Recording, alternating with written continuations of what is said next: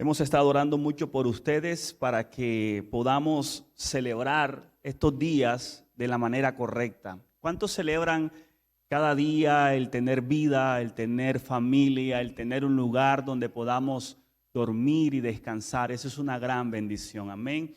Así que todos los días es un buen día para celebrar. Vamos a pedirle a los niños que puedan salir con sus maestros, con sus maestras, y ustedes padres puedan no solo pensar en que, qué bueno que mi hijo está allá, no, sino que usted se pueda concentrar en lo que Dios tiene para nosotros en esta preciosa tarde. Mira la tarde que Dios nos regala, de lluvia fresca, el clima se tornó un poquito diferente a lo que venía. Y eso es una gran bendición, el que nosotros podamos disfrutar de todo lo que Dios nos da a nosotros. Amén. Nosotros durante toda esta semana hemos estado afirmando la obra de Cristo en nuestra vida. Esta semana el mundo celebra Semana Santa. Y aunque muchos de nosotros pensamos que en ocasiones nos volvemos hasta religiosos, diciendo de que la Semana Santa es todas las semanas, todos los días. Eso tiene tanto de verdad como un poco de mentira. De verdad, porque cuando Cristo mora en tu corazón, todos los días para ti de verdad son santos en Cristo. Pero muchas veces nosotros no alineamos lo que creemos con lo que hacemos. Por eso Cultura Evangelio, que es la serie que estamos llevando, lo que queremos hablar es que mi vida tiene que ser regida por lo que yo creo. O sea, yo tengo que vivir lo que creo. Yo tengo que vivir lo que Cristo ha puesto en mi corazón. Y eso es sumamente importante en los tiempos que nosotros estamos viviendo. La iglesia de Cristo en tiempos como los que estamos viviendo y semanas como esta, celebra la obra poderosa de Jesús, pero también comparte su fe. Hay un gran problema con la iglesia de hoy, y es que la iglesia de hoy no comparte su fe. Nos avergonzamos de nuestra fe. Quizás en las redes sociales procuramos no publicar nada porque ¿qué dirá la gente de nosotros? Pues hermano, nosotros cargamos algo que el mundo necesita y es el amor de Jesús. Si lo cargamos, es el amor de Jesús. Y en tiempos como los que estamos viviendo, cuando digo los tiempos que estamos viviendo me refiero a esta semana que se llama Semana Santa, es una buena manera o tiempo para hablar de Cristo. Yo quiero que hagamos un pequeño recorrido de lo que es la Semana Santa, de lo que es Jueves Santo hasta el día que celebramos hoy, porque hoy celebramos el día de la resurrección. ¿Cuántos saben que Jesús resucitó? Y eso es lo que marca la diferencia entre los cristianos y los que no son cristianos. Porque el cristiano sigue a Cristo y entendemos que nuestro Dios, nuestro Señor, verdaderamente murió, pero Él también resucitó. Y la palabra lo dice. Y la palabra nos enseña que Él resucitó. ¿Cuántos saben que Jesús resucitó? Eso es algo que tiene que estar establecido en nuestro corazón. Nuestra cultura se levanta en base a lo que creemos. Tú perteneces a una cultura del país donde tú naciste y creciste en esa cultura y hoy quizás tu sistema de creencias, de comportamiento, formas de vestir, de hablar, acentos, comidas, hacen parte de esa cultura en la cual tú fuiste levantado. Pero el fundamento de toda cultura es una creencia. Lo que yo creo hará lo que yo hago. Yo hago lo que hago porque lo creo. Así que toda cultura se levanta sobre una base de una fe, de una creencia. La cultura de la iglesia o la cultura del evangelio se levanta también sobre una base de una fe. ¿Cuál es nuestra fe? La vida, muerte y resurrección de Jesucristo. Esa es la realidad. Jesús encarnado, el verbo hecho carne a través de Jesús, caminó entre nosotros. Y eso no es algo que lo dice la Biblia, la historia lo comprueba. estuvo entre nosotros, caminó entre nosotros. Y el evangelista Juan dice, y vimos su gloria, gloria como la del unigénito del Padre. Pero no solamente vivió, sino que también murió en una cruz. Y ustedes conocen la historia, si no la han leído, quizás la han visto en películas que realmente ni siquiera se acerca a lo que realmente Jesús vivió. Pero no solamente vivió y murió, sino que Jesús al tercer día resucitó. La tumba está vacía y allí está la victoria del cristiano. La victoria del cristiano está en una tumba que está vacía. En el capítulo 13 del Evangelio de Juan, abra su Biblia en el capítulo 13 del Evangelio de Juan. Cuando usted lo tenga, por favor, déjeme saber que lo tiene. Juan capítulo 13, versículo 12 hasta el versículo 17. Voy a leer para ustedes. Pero yo necesito, mi querida familia, que usted se sacuda.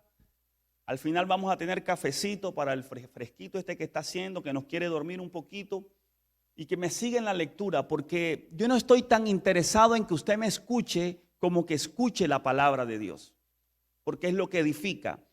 Evangelio de Juan, capítulo 13, versículo 12 hasta el 17. ¿Cuántos lo tienen? Leo para ustedes, dice la palabra. Así que después que les hubo lavado los pies, tomó su manto, volvió a la mesa y les dijo: ¿sabéis lo que os he hecho? Vosotros me llamáis maestro y señor, y decís bien, porque lo soy. Pues si yo, el Señor y el Maestro, he lavado vuestros pies, vosotros también debéis lavaros los pies los unos a los otros. Verso 15. Porque ejemplo os he dado para que como yo os he hecho, vosotros también hagáis. De cierto os digo, el siervo no es mayor que su señor, ni el enviado es mayor que el que le envió. Este primer punto de esta enseñanza lo he titulado humildad, traición y amor entre hermanos. Humildad, traición y amor entre hermanos. Estos textos que acabamos de leer del capítulo 13 del Evangelio de Juan sucedió el día jueves antes de Jesús ir a la cruz. Hermanos, si hay unas palabras que son significativas, son las palabras de alguien que está a punto de morir. El día viernes yo hablaba con las personas que estaban, con las que nos reunimos, y también con las personas que se conectaron a través de la iglesia en línea, y les decía lo siguiente: si a ustedes, si a nosotros nos regalan 20 minutos para reunirnos con nuestra familia, con nuestros hijos, los que somos padres, o con nuestra esposa, y nos dicen, tienes 20 minutos para hablar con tus hijos, y después de estos 20 minutos tú vas a morir. Definitivamente, tú no vas a tomar esos 20 minutos para perder el tiempo. Esos van a ser los 20 minutos que tú más vas a aprovechar para dejar en el corazón de tus familiares o de las personas que amas palabras, indicaciones que le puedan servir para su vida. Estos textos que acabamos de leer y que vamos a seguir leyendo en esta tarde son las últimas horas de Jesús antes de morir. Ellos se encuentran en un lugar conocido como el aposento alto. Es la última cena. Jesús reúne a sus discípulos. Sabía que la hora había llegado. El texto dice más antes de lo que leímos un poco antes, que la hora para glorificar al Padre y para Él ser glorificado había llegado. Jesús reúne a sus discípulos, a la gente que durante 3 años y medio aproximadamente caminó. Lo sienta delante de Él. Y lo que Jesús quiere en esos momentos es darle una lección, porque Jesús va a morir. Jesús no va a estar más con ellos durante un tiempo. Y la lección que Jesús le quiere dar es una lección de humildad. ¿Es una lección de qué? ¿Y cómo fue la lección de humildad? Jesús, siendo el Señor y siendo el Maestro, tomó una toalla, la amarró a su cintura, sentó a los discípulos, tomó el lebrillo, que no era otra cosa sino que un recipiente con agua, y comenzó a lavar los pies de sus discípulos. Comenzó a modelarle a sus discípulos lo que en este reino realmente vale, porque en este reino el mayor es el que sirve.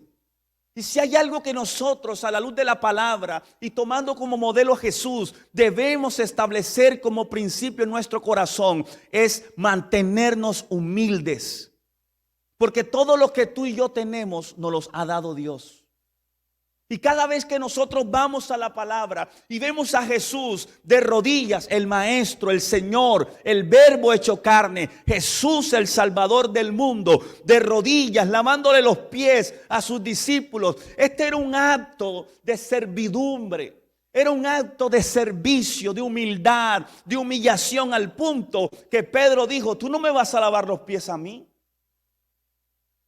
Y Jesús le contestó: si tú no te dejas lavar los pies, no tendrás parte conmigo. Jesús estaba modelándole a sus discípulos humildad. ¿Cuánta humildad se necesita hoy en el mundo? ¿Cuánta humildad se necesita hoy en esta sociedad, en este sistema, donde peleamos y demostramos saber quién tiene lo mejor, sin saber que lo que hoy nosotros tenemos mañana no estará? Todo en esta vida es pasajero, todo en esta vida es vanidad. El carro que hoy manejas, la casa en la que vivimos, la ropa que nos ponemos, mañana no la tendremos. Todo pasa en esta vida. Y por eso la enseñanza de Jesús es: ¿qué tanta humildad hay en nuestro corazón? Como cristianos, ¿cómo está nuestro corazón? ¿Podemos servir a otros? ¿Podemos nosotros ponernos en el lugar de otra persona? ¿Podemos servir al necesitado o solamente se trata de nosotros? Hay gente que vive siempre pensando que la vida gira en torno a ella o a él.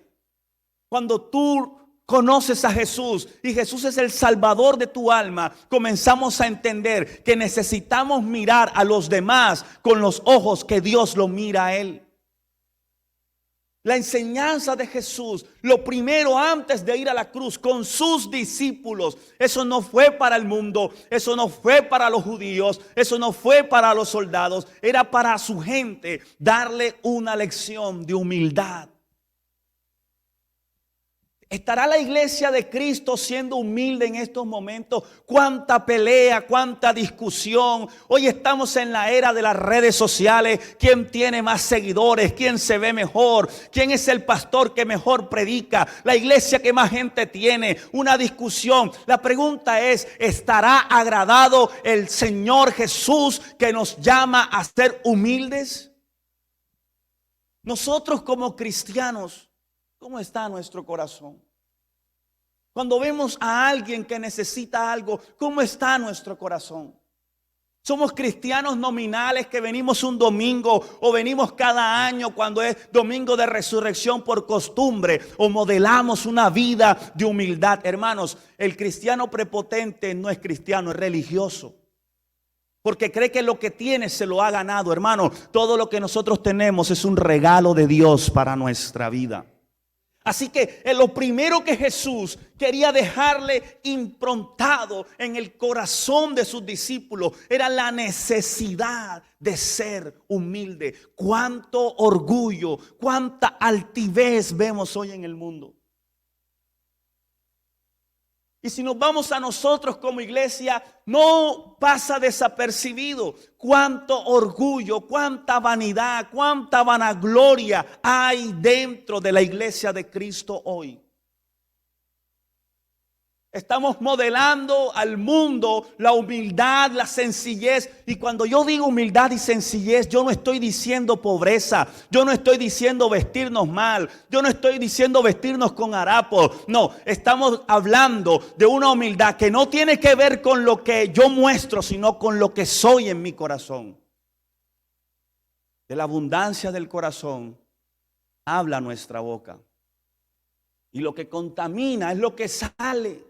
Así que lo primero que Jesús quiere dejarnos hoy es: necesitamos ser humildes. Mira al que está a su lado y dígale: necesitamos ser humildes. Aproveche esta oportunidad y dele con sinceridad esas palabras. Dígale: necesitamos vivir en humildad.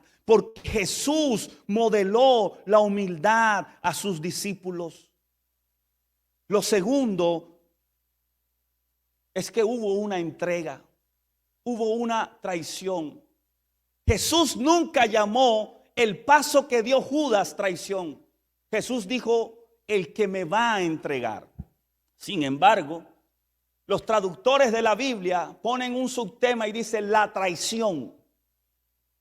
Si tú lo miras con ojos humanos, comenzarás a verlo como traición. Pero si tú lo miras con los ojos de Jesús, sabrás que quienes tenemos un propósito en Dios, nadie nos puede traicionar. Todo el que llega a tu vida, aunque parezca que ha hecho mal, cumple un propósito en tu vida. Y yo quiero que lo leamos en esta hora. Juan capítulo 13, versículo 21. Y el versículo 21 dice lo siguiente. Habiendo dicho Jesús esto, se conmovió en espíritu y declaró y dijo, de cierto os digo, que uno de vosotros me va a ¿qué? Yo no sé cómo dice tu versión, pero en esta versión del 60 dice, uno de vosotros me va a ¿qué? A entregar. Verso 26. Respondió Jesús, a quien yo diere el pan mojado, ese es. Y mojando el pan, lo dio a Judas Iscariotes, hijo de Simón. 27. Y después del bocado, Satanás entró en él. Entonces Jesús le dijo, lo que vas a hacer, hazlo pronto. Lo primero que yo quiero que tú tengas en mente es lo siguiente. Todo esto está ocurriendo en la misma escena. Ellos están en el aposento alto. Jesús lava los pies de sus discípulos. Se sientan a la mesa para comer. Y ahora el siguiente paso no es enseñarle el poder de la humildad, sino enseñarle que aún en medio de quienes tú sirves y lavas los pies, puede haber alguien que te entrega. El poder de saber de que no podemos poner nuestro corazón en nadie, sino que Dios nos ha llamado a servir, tanto al que me hace bien como al que no me hace bien.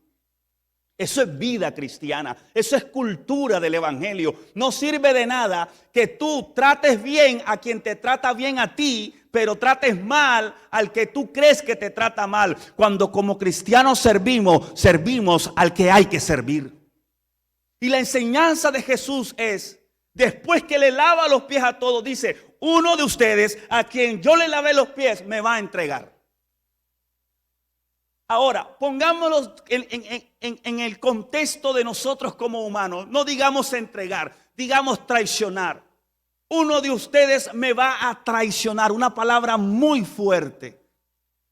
Sin embargo, a pesar de que Jesús sabía quién era, Jesús sabía que era Judas, se arrodilló delante de Judas y le lavó los pies a Judas. Hermano, cuando tú y yo tenemos a Cristo en nuestro corazón, somos capaces de lavarle los pies aún a aquellos que nos hacen daño. Porque no entendemos que no es nosotros. Es que ahora somos una nueva criatura en Dios, en Cristo. No guardamos rencor, pastor. Es que tú no sabes lo que él me ha hecho. No, dobla tus rodillas y lava los pies. Eso no es fácil. Nadie dijo que la vida en Cristo era fácil.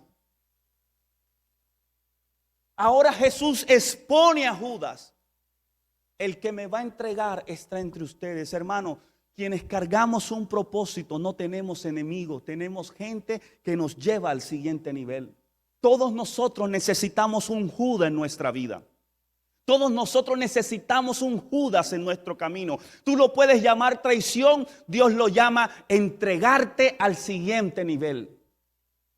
Tú lo puedes llamar que alguien fue deshonesto contigo, que alguien abusó de ti, pero Dios utiliza gente aún para crear momentos de dolor, para llevarnos al siguiente nivel. Si Judas no está en la vida de Jesús, no hay crucifixión. Y si no hay crucifixión, no hay salvación. Por eso la gente que cree que te está haciendo daño, lo que ellos no entienden es que son instrumentos de Dios para llevarte al siguiente nivel.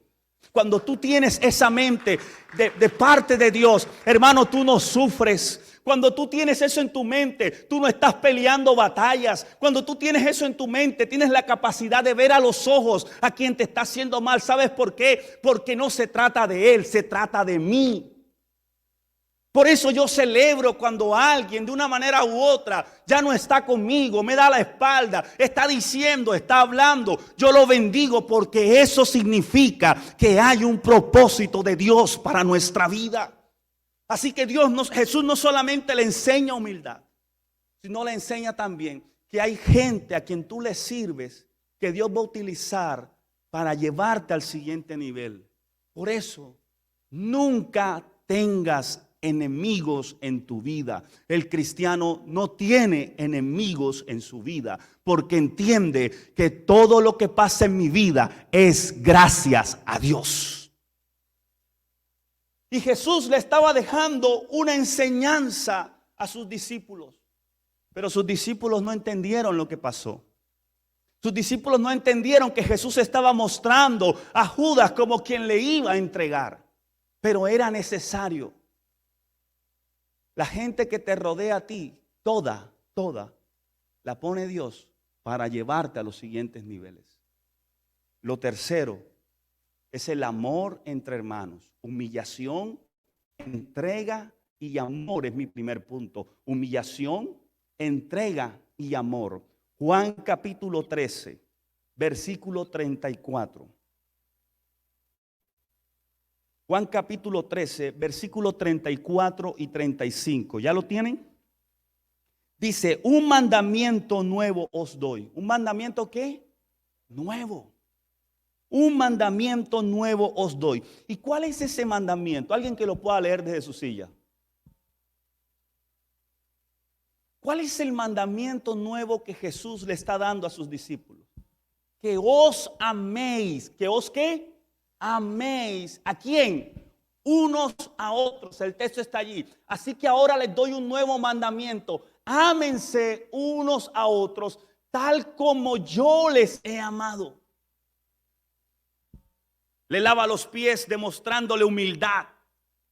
Expone a Judas, a quien también le lavó los pies, que era necesario que le entregara.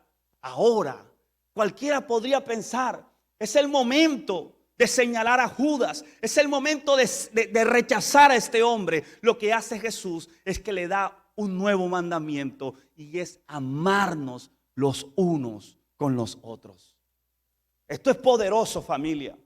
En medio de un mundo donde lo que gobierna es el odio, la división, la enemistad, Jesús le dice a sus discípulos que es necesario que nos amemos unos a otros. Como yo os he amado, también os améis unos a otros. Hermano, usted tiene que amar a su hermano. Usted tiene que amar al que tiene a su lado y al que no tiene a su lado, pero que es su hermano. Y qué interesante que el amor de unos por otros viene después de la traición de Judas, o de la entrega que Judas hace, o de la exposición que Jesús hace de Judas. ¿Sabes por qué es interesante? Porque lo que Jesús le está enseñando es principios cristianos, cultura de su evangelio. No importa qué te haya hecho, tienes que amarlo. Pastor, yo no estoy para amar a nadie. Entonces dudo mucho de tu cristiandad. Porque la evidencia de un nuevo nacimiento es que tengo la capacidad de amar a mi hermano a pesar de. Hermano, déjame decirte algo con todo respeto, pero con mucha responsabilidad. Alguien te ha traicionado y en algún momento tú has traicionado a alguien.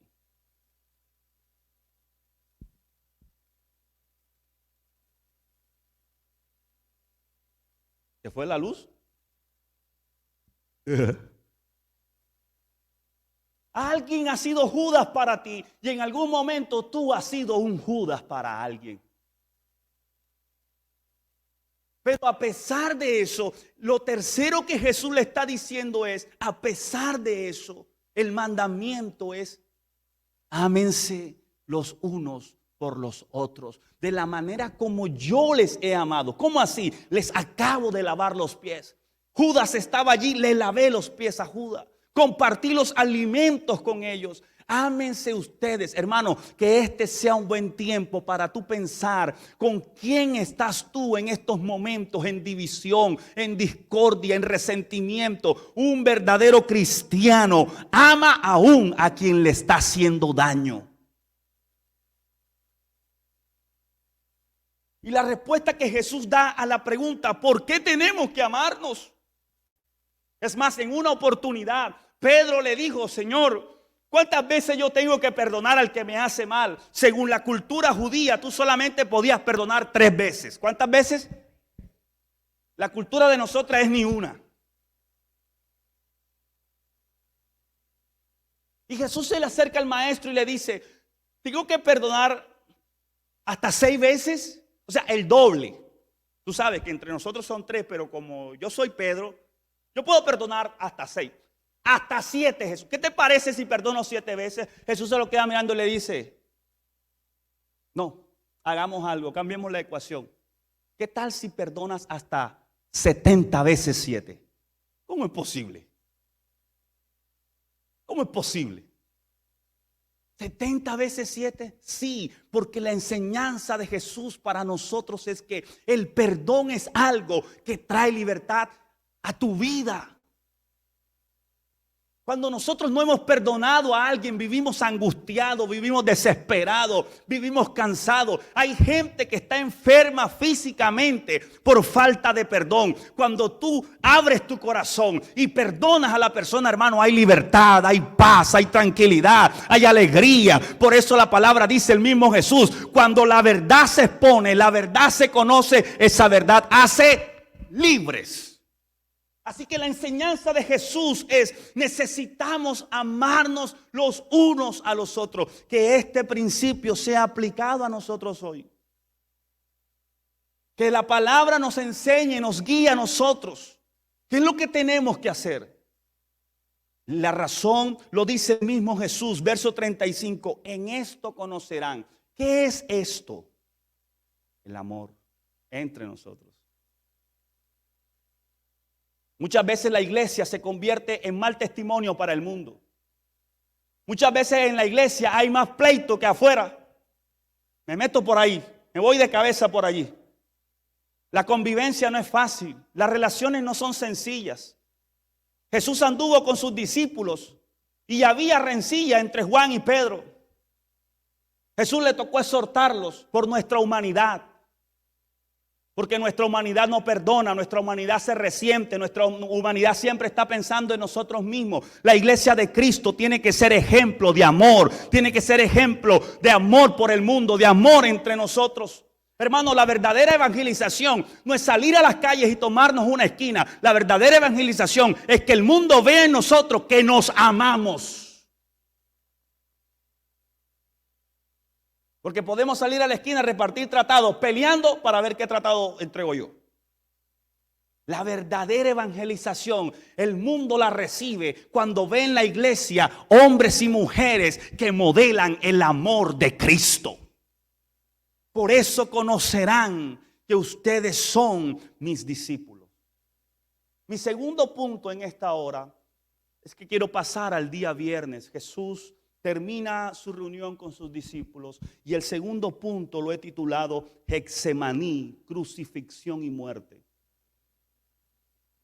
Porque Jesús sale de allí, se va con sus discípulos y llega a un lugar conocido como Getsemaní. Y aunque va con sus 12 discípulos, solamente le dice a sus discípulos, quédense aquí, y se lleva a Pedro, a Jacobo y a Juan un poquito más allá.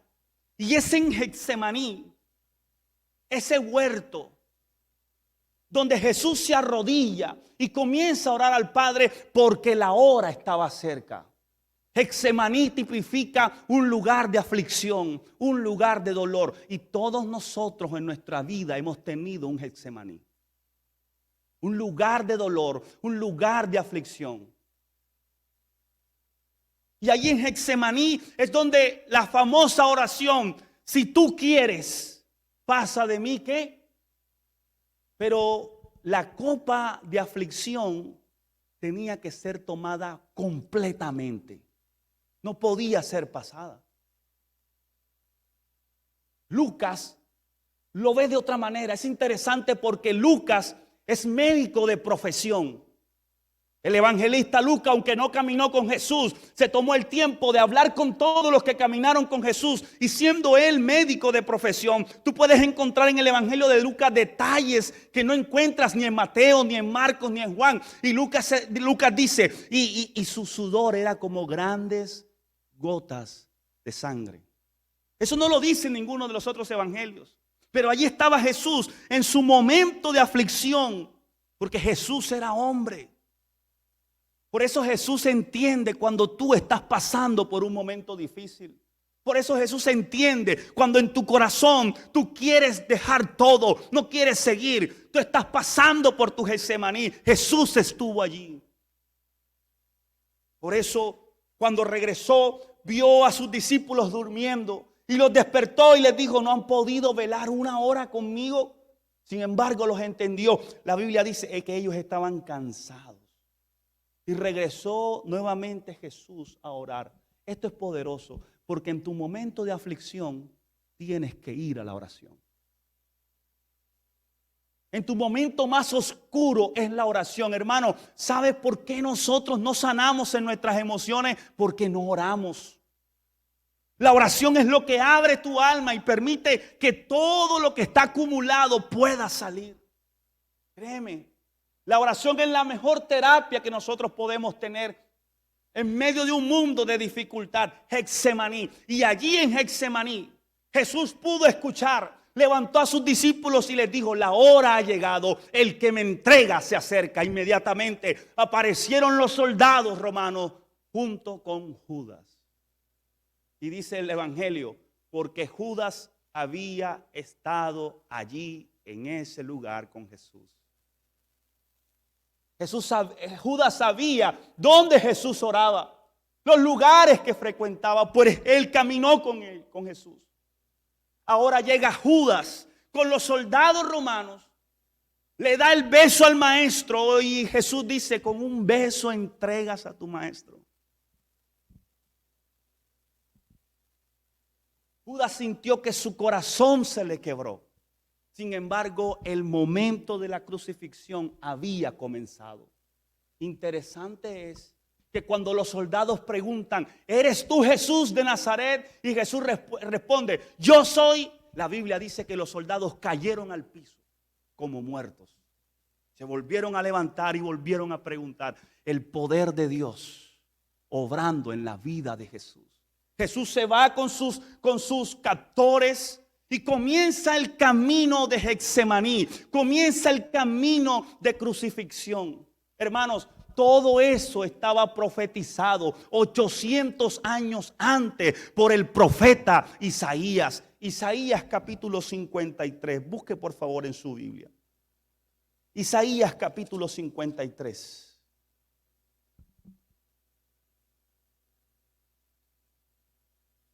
Avíseme cuando ya lo tenga, por favor. Isaías está en el Antiguo Testamento y es conocido como uno de los profetas mayores.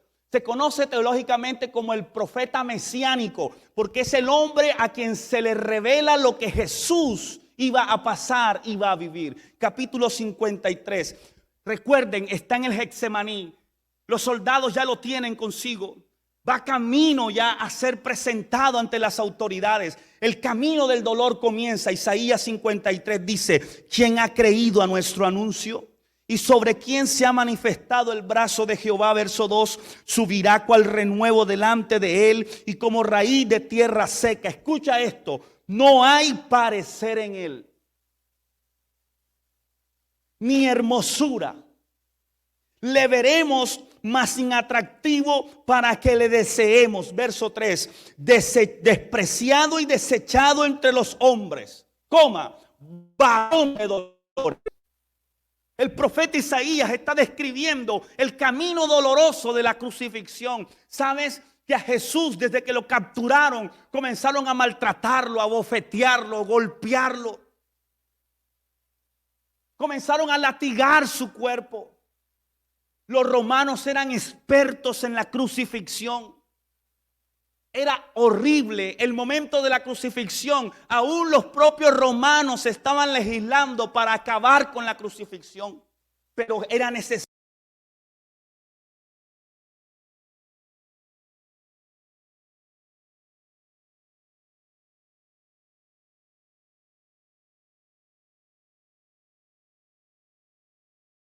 A un romano, siempre crucificaban a los extranjeros y a Jesús lo crucificaron. ¿Sabes por qué lo crucificaron? Por amor a ti y por amor a mí. Nosotros hemos convertido la cruz en algo insignificante. Lo tenemos en las iglesias, los cargamos en el pecho, lo ponemos en el carro sin saber la magnitud de lo que allí sucedió. Es más, los teólogos creen que no hubo ninguna montaña donde crucificaron a Jesús, porque los romanos crucificaban a su gente en la mitad de la ciudad para que todo el mundo viera lo que se hacía con aquellos que traicionaban a Roma. Eran expertos en destruir el cuerpo. La persona que era crucificada no moría desangrada, moría asfixiada. Y te estoy detallando esto para que tú y yo entendamos la magnitud de lo que sucedió. Jesús no murió desangrado. A quien crucificaban no morían desangrados. Había un soldado experto en latigar. El látigo tenía 9 puntas, 9 cuchillas que cuando golpeaban y jalaban hacían 9 heridas en el cuerpo. Por eso el profeta Isaías dice: no había parecer en él. Fue tan golpeado, fue tan maltratado que no lo reconocían. Le fue puesta una corona de espinas. No puesta, fue incrustada en su cabeza una corona de espinas. Fue clavado en la cruz y no clavado en la palma de la mano como tú y yo vemos en las películas. Los romanos clavaban, era aquí en la muñeca para que colgara. Era la forma como ellos hacían sufrir al crucificado, para que el cuerpo oprimiera los pulmones y no pudiese respirar. Hermanos, ese es el camino del dolor de nuestro Jesús, de nuestro Señor, por amor a nosotros. Porque de tal manera amó Dios al mundo, que entregó a su único Hijo, para que todo aquel que en él crea no se pierda, sino que tenga vida eterna. Ese es Jesús, ese es nuestro Señor. Y el camino de la crucifixión fue un camino de dolor, de quebranto. Y dice la palabra, experimentado en quebranto. Y como que escondimos de él el rostro. Fue menospreciado y no lo estimamos. Hermano, todavía hoy el mundo menosprecia la obra de Jesús. Pregunta es, ¿cuántas veces nosotros hemos menospreciado la cruz de Jesús con nuestras actitudes?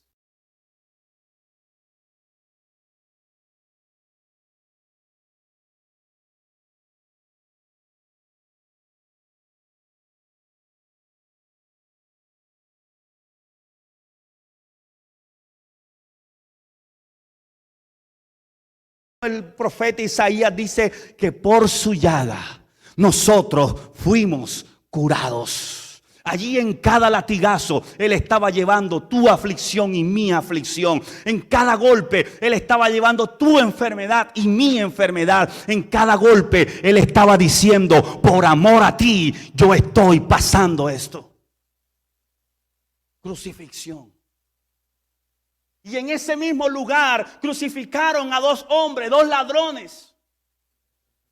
Pero el texto, si tú lo lees, verás de que los ladrones podían hablar. Los ladrones no estaban maltratados. Los ladrones no estaban en la misma condición de Jesús. Con Jesús hubo un juicio diferente. Es más, uno de los grandes jerarcas, aunque no quería crucificarlo, el pueblo pedía que fuese crucificado, buscó un lebrillo y se lavó las manos. Gente que se quiere lavar las manos. ¿Cuántas veces nosotros nos lavamos las manos avergonzándonos de quién es Dios? Por eso el apóstol Pablo dijo, porque no me avergüenzo del evangelio, porque es poder de Dios para salvación. Hermano, yo soy lo que soy, mi vida es de Cristo y será hasta el último suspiro de mi vida en este lugar. Y no me avergüenzo de decir que Cristo es el Señor de mi vida. Dele un aplauso que valga la pena al Cristo de la gloria. Ahora un soldado pasa por donde están los crucificados. ¿Por qué? Porque el sol está cayendo, está oscureciendo. No pueden quedar allí. Y este soldado tiene la responsabilidad de darse cuenta si el crucificado aún está vivo, con un martillo, un mazo, romperle los meniscos de la rodilla para que al romperle el cuerpo caiga y entonces oprima los pulmones y muera inmediatamente. Pero cuando este soldado llegó donde estaba Jesús, Jesús ya estaba muerto. Ya había entregado su espíritu. ¿Sabes por qué? Porque la profecía dice, ninguno de sus huesos será quebrado. Tú no crees en la Biblia y crees en la Ilíada. Tú no crees en la Biblia y crees en Odisea. Tú no crees en la Biblia y crees en Platón. Tú no crees en la Biblia y crees en los 360. La Biblia es el libro más coherente que tú puedes leer. Y allí el maestro, después de decir 7 palabras, de perdonar al que lo estaba maltratando, de perdonar a quien no entendía el por qué lo estaba haciendo, después de entregar a su madre, a Juan, después de pedir agua, después de no aceptar la copa de vino mezclada con mirra para que no le doliera tanto, él sabía que la copa tenía que ser pasada. Después de eso entregó su espíritu y murió. Por eso mi tercer punto y para terminar es resurrección, tumba vacía y victoria sobre la muerte. Porque aunque murió, al tercer día resucitó. Te lo voy a repetir, aunque murió, al tercer día resucitó. Te lo voy a decir una tercera vez, como que una por día. Aunque murió, al tercer día resucitó. Lucas capítulo 24, versículo 1 al 7. Lucas 24, versículo 1 al 7. El primer día de la semana, muy de mañana, vinieron al sepulcro trayendo las especies aromáticas que habían preparado y algunas otras mujeres con ellas. Y hallaron removida la piedra del sepulcro. Estas mujeres fueron a ver el cuerpo de Jesús, pero se encontraron con que la piedra había sido removida. La piedra de las tumbas no podían ser, un solo hombre no podía mover esa piedra. Sin embargo, estas mujeres hallaron removida la piedra del sepulcro, verso 3, y entrando no hallaron el cuerpo del Señor Jesús. Aconteció que estando ellas perplejas por esto, he aquí se pararon junto a ella 2 varones con vestidura resplandeciente, verso 5. Y como tuvieron temor y bajaron el rostro a tierra, les dijeron, ¿por qué buscáis entre los muertos al que vive? ¿Cuál fue la pregunta que estos hombres le dijeron a estas mujeres? ¿Por qué buscáis entre los muertos al que qué?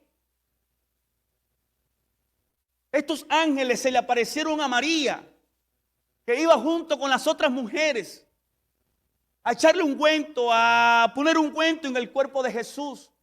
Sin embargo, encontraron la piedra removida. Juan da un panorama muy precioso, muy exacto. Él dice que entraron a la tumba y vieron el lienzo de Jesús puesto allí y el lienzo de la cabeza doblado.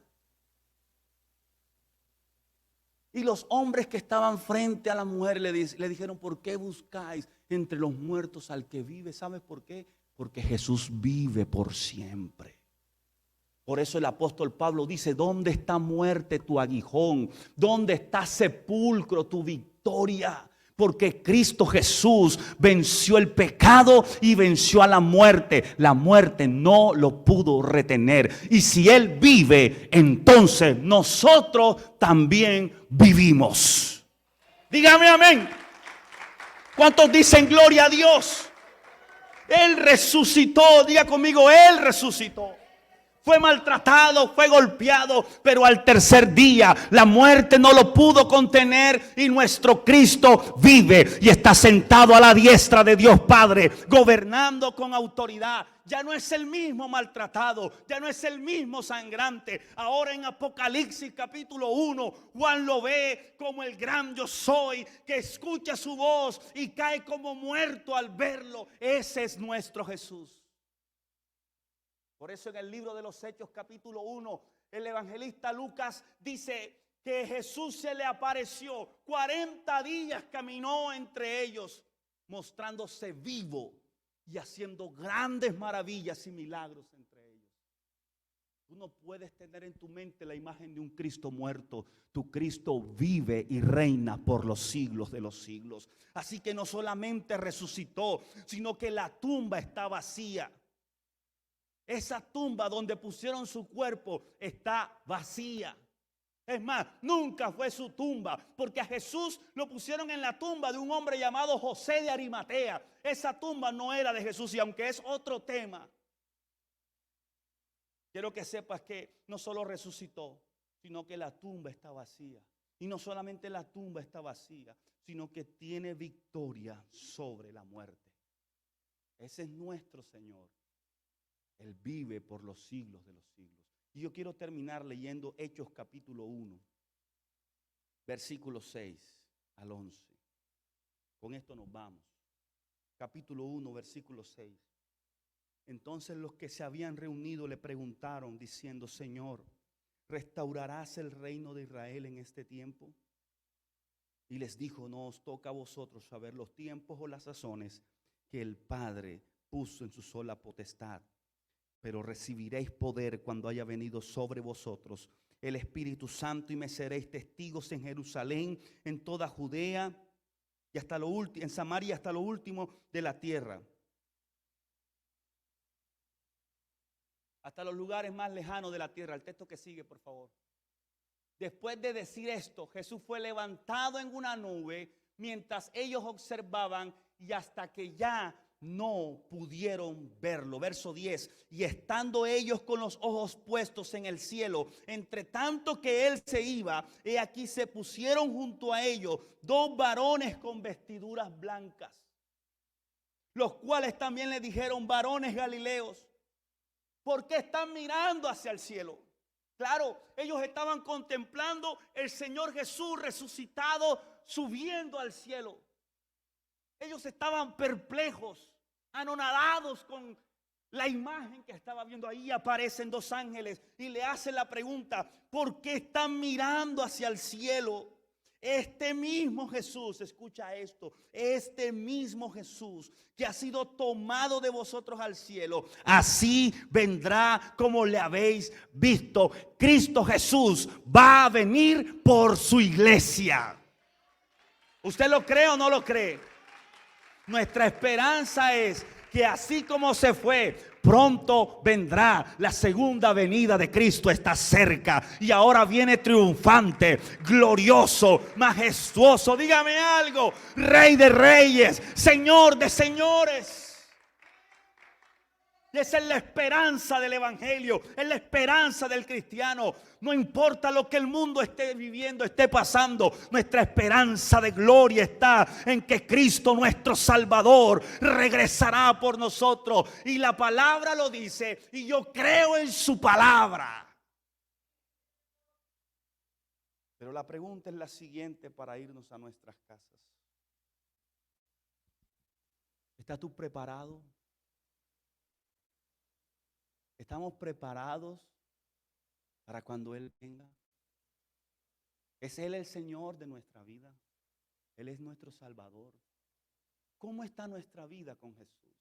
No solamente a todos los que están aquí, sino a los que nos están viendo a través de las redes sociales. Hoy es un buen día para ponernos a cuentas con nuestro Señor, porque Él regresará. Mas a todos los que le recibieron, a los que creen en su nombre, les da la potestad de ser hechos hijos. Escuché para terminar una entrevista que le hicieron al Papa Francisco y le preguntaron que por qué la iglesia rechazaba a la gente. Su respuesta es muy interesante, se escucha bien, pero no tiene nada que ver con la palabra. La iglesia no rechaza a nadie porque todos son hijos de Dios. La Biblia me dice otra cosa. La Biblia me dice que todo aquel que recibe a Cristo, al que cree en su nombre, se le es dada el derecho y la potestad de ser hechos hijos de Dios.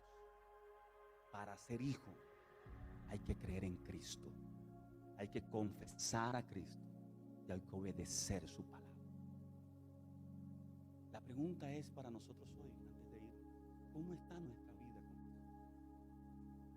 He querido hacer un pequeño recuento de los 3 días para terminar en la resurrección de Cristo, porque de la misma manera como se fue, así también vendrá.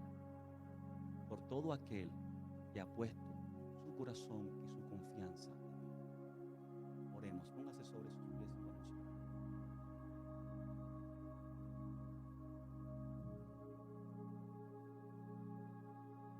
Te voy a invitar con todo respeto. ¿Qué te parece si tomas la mano del que está a tu lado? Oremos juntos. Amado Jesús, gracias por este tiempo. Gracias por este momento y por la oportunidad que nos das de poder de manera rápida, Dios, y quizás atrevida, querer caminar por la palabra para poder tener un contexto y una idea, por lo menos generalizada, de la obra tuya a favor de nosotros. Eres tú nuestro Salvador. Eres tú nuestro Señor. Reconocemos que tu muerte en la cruz nos trajo vida y vida en abundancia. Tu muerte en la cruz abrió la puerta porque llegaste como el unigénito del Padre, pero regresaste como el primogénito entre muchos, porque ahora nosotros hacemos parte de la familia de la fe, redimidos por la sangre de Jesús. Ora por el hermano que tienes a tu lado, por favor. Ora por él. Declara que la vida de Cristo, el favor y la gracia son multiplicados sobre él. Ora por el hermano que tienes a tu lado, pues somos familia. Estamos aquí en este lugar. Tenemos que amarnos los unos con los otros. Tenemos que estar vestidos de humildad. Padre, quitamos todo orgullo, toda vanagloria, Dios amado, de nuestro corazón. Padre, si tenemos resentimiento, lo sacamos de nuestro corazón. Reconocemos tu obra poderosa en la cruz del Calvario. Tú vives para siempre, Señor. Tú eres el Rey de gloria. Tú eres el Señor de nuestra vida. Tú eres Rey para nosotros. Padre, creemos en ti, creemos en tu palabra, amado Cristo. Y si tú vives, nosotros también vivimos. Así que gracias te damos. Gracias por este tiempo. Padre, nos declaramos sanos en nuestros cuerpos, sanos en nuestra alma, en nuestras emociones, a través de tu palabra.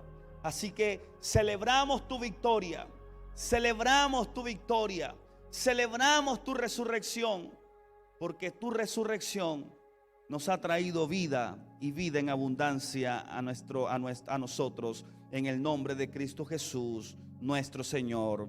Amén y amén. Dele un aplauso al que vive para siempre. Gracias le damos al Señor. Puede sentarse, ya nos vamos. Vamos a ministrar nuestras ofrendas, nuestros diezmos, nuestras ofrendas. Si usted nos visita por primera vez, no se preocupe por este tiempo. No es una obligación ofrendar o diezmar. Es algo que se aprende a la luz de la palabra. Pero usted siéntase cómodo. También aquí estamos, el pastor May, mi persona, para lo que usted necesite. Si quiere hablar con nosotros, si hay algo en que nosotros podamos, si usted cree que podamos colaborar y ayudar, aquí estamos para servirle. Estamos creyendo por algo poderoso. Estamos creyendo por vidas, por almas, por gente. Yo sé que así va a ser. Prepare su sobre, tome un sobre. No deposite dinero directamente en el alfolí, así tome un sobre. Hermano, no le tenga miedo al dinero. Lo que usted no puede tener es ser esclavo del dinero.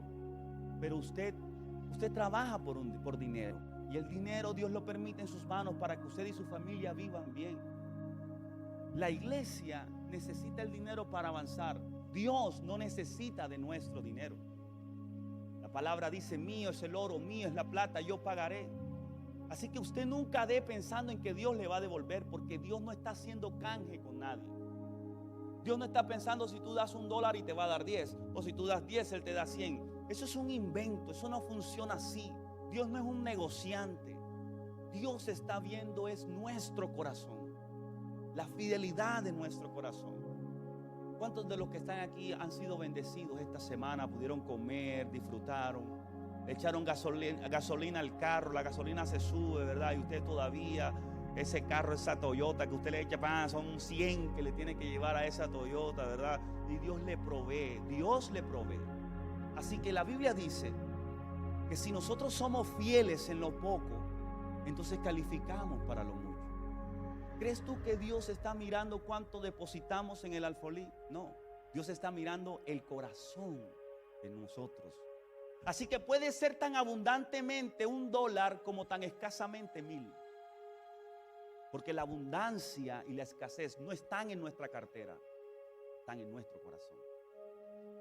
Por eso cuando hubo la fila, Jesús estaba mirando. Los ricos de entonces echaban cheques con miles de dólares, pero Jesús vio una mujer que echó una monedita y dijo: no necesito más. Ella pagó todo, porque lo que Él está buscando es el corazón. Porque si yo doy para que vean lo que yo doy, Dios inmediatamente me hace a un lado, porque Él está buscando corazón. ¿Qué busca Él? Padre, que nuestro corazón esté puesto en ti y no en el dinero. No somos esclavos del dinero. Tu palabra dice que no podemos servir a dos señores. Nosotros servimos al Dios que provee para nuestra vida, no al dinero, sino al Dios que nos provee, porque tu palabra dice que tú nos das la sabiduría para hacer las riquezas. Y eso es tu palabra. Así que esta iglesia, estos hombres y mujeres, empresarios, gente, Dios amado, de provisión, siembra y sembramos, Dios amado, vida. Porque el dinero que depositamos allí es parte de nuestra vida que no regresará jamás. Así que gracias, Dios amado. En tu nombre te decimos gracias. Hermano, póngase de pie, venga hasta el alfolí, deposite su ofrenda dándole gracias a Dios. Hágalo con alegría, hágalo con fuerza, porque Dios ama